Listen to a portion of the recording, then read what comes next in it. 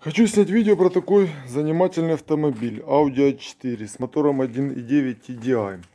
Вот, какая тут проблема. Заменил я ГРМ, сервисный ремень и натяжной вот этот вот ролик. Вот. Но при работе мотора на холостых, при том как человек его глушит, неприятный писк. Вот. Получается, сам ролик неровно стоит, а постоянно колеблется туда-сюда и пищит. Вот, что я нашел. Во-первых, не работает обгонная муфта генератора, что как бы очень немаловажно. Но биения на генераторе нету, как бы на шкиве. Вот. Нашел биение на вискомуфте, то есть на самом шкиве.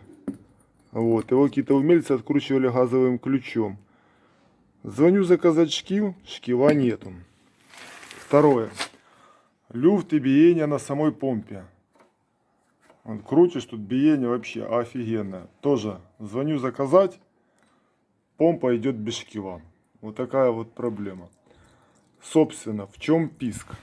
Писк получается на новом ролике. Я когда разобрал, сейчас уже не видно. Вот здесь вот пружина трется об пружину, вот этом вот зазоре. И было видно прям такая красная стружечка. Что я сейчас попробую? Так как ничего нету, я взял, зажал в тиски его и немного пропилил пружину, чтобы она не касалась друг об друга, чтобы был зазорчик, получается. Вот плохо видно. Сейчас покажу, постараюсь.